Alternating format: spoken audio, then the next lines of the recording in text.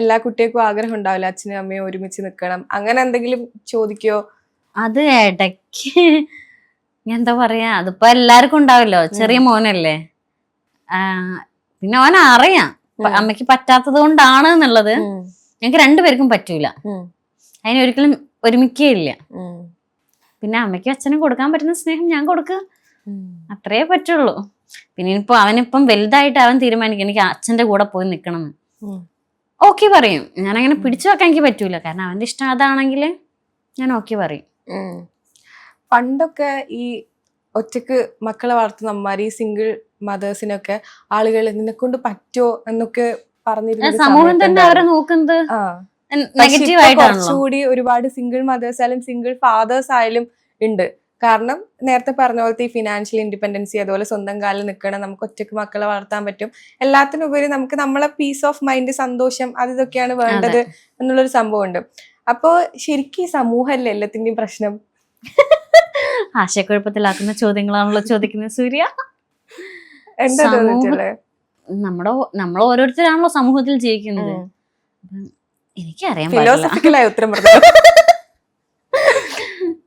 ശരിക്കും എത്രത്തോളം ഹാർഡായിരുന്നു ഒരു സിംഗിൾ മദർ എന്നുള്ള രീതിയിലെ വർഷക്ക്? എനിക്ക് ഹാർഡായിട്ട് തോന്നിയത് എന്താന്ന് വെച്ചാല്, ഞാനിപ്പം വീട്ടിലോട്ടേക്ക് വന്നല്ലോ, അപ്പൊ ഒരു ജോലി നോക്കുക എന്നുള്ളതായിരുന്നു എന്റെ ഫസ്റ്റ് ഇത്. അപ്പൊ ഞാൻ ആദ്യം ഒരു ഇന്റർവ്യൂവിന് പോയി, സൈലത്തിലായിരുന്നു ഇന്റർവ്യൂവിനും പോയത്, ട്യൂട്ടറായിട്ട്. അപ്പൊ എനിക്ക് അവിടെ കിട്ടി. പക്ഷെ നൈറ്റിലൊക്കെ നമ്മൾ അവിടെ വർക്ക് ചെയ്യണം സ്റ്റുഡൻസിന്റെ കൂടെ. അവിടെ നടക്കുന്ന കാര്യമല്ല, കുട്ടികളെ അങ്ങനെ പഠിപ്പിക്കാതാക്കുക. വളരെ ചെറുപ്പായിരുന്നോ? ഇല്ല, ഞാൻ ഇപ്പൊ ഒരു 1 year ആയിട്ടേ ഉള്ളൂ സെപ്പറേറ്റഡ് ആയിട്ട്. അപ്പം നടക്കൂല, ഞാൻ ഞാൻ പറയാന്ന് പറഞ്ഞു, ഇങ്ങോട്ട് പോന്നു. പിന്നെ ഞാൻ നാട്ടിൽ തന്നെ ബിസിനസ് കോർഡിനേറ്റർ ആയിട്ട് കയറി. പിന്നെ രാവിലെ പോയാൽ വൈകുന്നേരം വരാം. അപ്പൊ ഈ കേസ് കാര്യങ്ങളൊക്കെ നമ്മൾ കോടതിയിലൊക്കെ കയറണല്ലോ. പിന്നെ എനിക്ക് അവിടെ ലീവ് പറഞ്ഞ് മതിയായി. അച്ഛൻ പറഞ്ഞു നിർത്തിക്കോ പറഞ്ഞു ജോലി. അച്ഛൻ പറഞ്ഞ് നിർത്തി. അങ്ങനെയാണ് ഒരു അപ്രതീക്ഷിതമായിട്ട് ഇങ്ങനെ കോള് വരുന്നത് ജോസേട്ടന്റെ. നമ്മൾ പറയില്ലേ ചില കാര്യങ്ങള് കറക്റ്റ് സമയത്ത് വരുന്നൊക്കെ. ഇപ്പൊ അതൊക്കെ ആലോചിക്കുമ്പോ ഹാപ്പിയാണ്. പിന്നെ ഞാൻ ഹാപ്പിയാണ്, ഇപ്പാണ് ഞാൻ ഹാപ്പി ആയിട്ടിരിക്കണേ. കുറച്ച് സ്ട്രഗിൾ ഒക്കെ ജീവിതത്തിൽ ഉണ്ടായിട്ടുണ്ട്.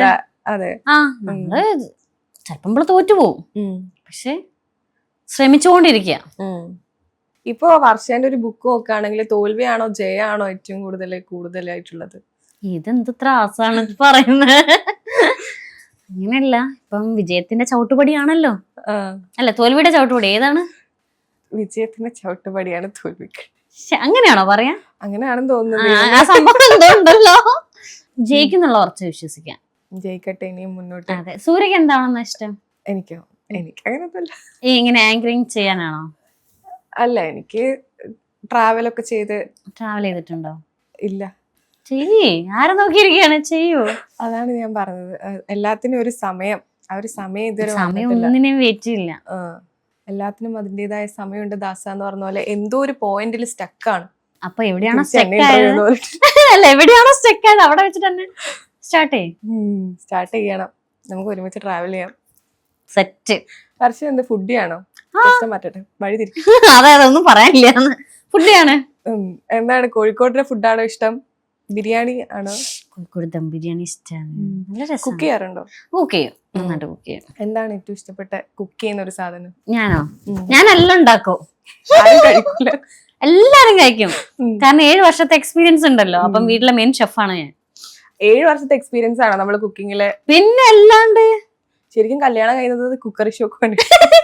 ഞാനൊരു യൂട്യൂബ് ചാനലൊക്കെ തുടങ്ങി, അതെങ്കിൽ അതെന്നുള്ള രീതിയില് കുഴപ്പമില്ലാണ്ട് ഇങ്ങനെ വ്യൂസ് ഇങ്ങനെ കേറിട്ട് വരിക. പിന്നെ ഞാനൊക്കെ ഡ്രോപ്പ് ചെയ്തു. നന്നായിട്ട് കുക്ക് ചെയ്യും. ഞാൻ ഇന്നെ തന്നെ ടോപ്പ് ആക്കില്ല, അത്യാവശ്യം കുക്ക് ചെയ്യും. ശരിക്കും ചില ആണുങ്ങളുടെ ഒരു തെറ്റിദ്ധാരണയാണ്, നമ്മൾ കല്യാണം കഴിക്കുമ്പോൾ നമുക്ക് ഫ്രീ ആയിട്ട് ഒരു സർവന്റിനെ കിട്ടുന്ന പോലെ, അടുക്കളക്കാരിനെ കിട്ടുന്ന പോലെയാണ് ഇപ്പോഴും.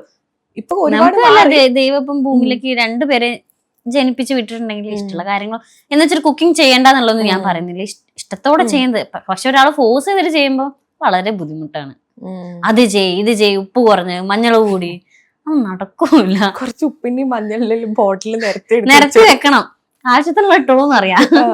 ഈ കുക്കിംഗ് മാറ്റി നിർത്തിയ വേറൊരു വീഡിയോസ് വൈറലാണല്ലോ, ബോക്സിങ്. അത് കുറച്ചു കാലം പോയിന്. ഒരു 2 സ്റ്റെപ്പ് അയ്യോ വിളിച്ചിരുത്ത അജിന്റെ ഫേസിലിട്ടൊരു പഞ്ച്. അത് ഇതേപോലെ തന്നെ കല്യാണത്തിന്റെ മുമ്പ് ഞാൻ കുറച്ചു കാലം പോയിട്ടുണ്ടായിരുന്നു ശ്യാമേട്ടന്റെ കോച്ചിങ് ക്ലാസ്സിൽ. ജയ ആണോ? അതുണ്ട്. എന്നിട്ട് ഞങ്ങൾ സിനിമയ്ക്കും പോകും. എന്നിട്ട് അപ്പവും മുട്ടക്കറി എന്നുള്ള പോലെ ഞാൻ ബിരിയാണി കഴിക്കും. ശരിക്കും ചെറുതായിട്ട്. ആ സിനിമ അപ്പൊ അതെനിക്ക് അവിടേക്കോ കണക്റ്റഡ് ആണ്. പഞ്ച് ചെയ്യണം തോന്നിട്ടുണ്ടോ അപ്പൊ? വീട്ടില് ഒരു കിറ്റ് ഏട്ടൻ ബോക്സർ ആയിരുന്നു. അപ്പൊ കിറ്റ് ഉള്ളത് കൊണ്ട് അതിൽ വെച്ചിട്ട് അഡ്ജസ്റ്റ് ചെയ്യും. എന്താ അപ്പൊ വിട്ടത്? എന്താണത്? എന്ത് ബോക്സിങ്ങോ? മൂക്കിന് ഇട്ടിട്ട് അച്ഛൻ പറഞ്ഞ് നിർത്തിക്കാള് പറഞ്ഞു. എന്തിനാ കോമ്പറ്റീഷൻസ് പോയിട്ടുണ്ടോ? പിന്നെ കോമ്പറ്റീഷന് വെറുതെ ആഗ്രഹം തോന്നി അങ്ങനെ കുറച്ചു കാലം പോയിട്ടേ ഉള്ളൂ. അപ്പൊ ഞാൻ നടന്നു പോകുമ്പോ ഞാൻ ഇന്നെ തന്നെ ഒരാളെ മുന്നിൽ വെച്ച് കഴിഞ്ഞാല് ആരെ പഞ്ച് ചെയ്യണമെന്നായിരിക്കും ആഗ്രഹം? ഞാന് ആരായാലും കുഴപ്പമില്ല. ജീവിതത്തില് അത്ര ഇഷ്ടപ്പെട്ട ക്യാമറമാനാണോ? വെച്ചോടാ പാവം ചേട്ടൻ. ഇല്ല, ജീവിതത്തിൽ അത്ര ഇഷ്ടപ്പെട്ട ഒരു വ്യക്തി പിന്നെ നമുക്ക് അന്യനായിട്ട് അത്രയും വെറുപ്പായിട്ട് വരുന്നു അയാളെ മതി. ഇടിച്ച് പത്തിരിയാക്കണം എന്ന് ആഗ്രഹമുണ്ട്, പക്ഷെ വേണ്ട. നമ്മളാരെയും ദ്രോഹിക്കേണ്ട ആവശ്യമില്ല. കർമ്മയിലൊക്കെ ബിലീവ് ചെയ്യുന്നുണ്ടോ? തീർച്ചയായിട്ടും തിരിച്ചു വരും. അവർക്ക് കിട്ടേണ്ടത് കിട്ടേണ്ട സമയത്ത് വരും പറയില്ലേ. അന്ന് ശരിക്കും ക്യാമറയുടെ മുന്നിൽ പഞ്ച് ചെയ്തിരുന്നു. ഒരു 2 സ്റ്റെപ്പ് ഒന്ന് ക്യാമറ നോക്കി. അയ്യോ ഇല്ല ഞാൻ അന്ന് എയർലൈൻ എനിക്ക് വയ്യ. സാറില്ല, നമുക്കൊന്നുകൂടെ നല്ല നല്ല സൗഹൃദങ്ങളുണ്ടോ? അതായത് നമ്മൾ പറയും ഒരു കുറച്ച് പ്രായമാകുമ്പോൾ സ്ത്രീകൾക്ക് ഏറ്റവും കൂടുതൽ വേണ്ട നല്ല സ്ത്രീ സൗഹൃദങ്ങളാന്ന് പറയും. അങ്ങനെ നല്ല സ്ത്രീ സൗഹൃദങ്ങളൊക്കെ ഉണ്ടോ? ഉണ്ട്. ശരിക്കും എത്രത്തോളം ഒരു സ്ത്രീക്ക് സൗഹൃദങ്ങൾ ഇമ്പോർട്ടന്റ് ആണ്? എന്ത് ചോദ്യം. എനിക്ക് നല്ല ഫ്രണ്ട്സ് ഉണ്ട്, ഇപ്പൊ ആണായിട്ടും പെണ്ണായിട്ടും ഒരുപാട് നല്ല സുഹൃത്തുണ്ട്. നമുക്ക് കുറച്ചുകൂടി സ്ത്രീകളോട് സംസാരിക്കുമ്പോഴേ നമ്മളുടെ അതേ ഒരു വൈബ് കിട്ടുമല്ലോ. ചെക്കന്മാരോട് പറയുമ്പോ നമ്മൾ ഒന്നാമത്തെ പണ്ടൊക്കെ ഇപ്പൊ നമ്മളെ മനസ്സിലാക്കുന്ന സുഹൃത്താണെങ്കിലും മനസ്സിലാക്കിയിരിക്കും. ഇപ്പൊ എന്താ പറയാ, ഒരു സുഹൃത്ത് എന്നുള്ള രീതിയിൽ നമ്മളെ എല്ലാ രീതിയിലും ആക്സെപ്റ്റ് ചെയ്യാൻ പറ്റുന്ന ഒരാളായിരിക്കണല്ലോ. അതാണല്ലോ സൗഹൃദം.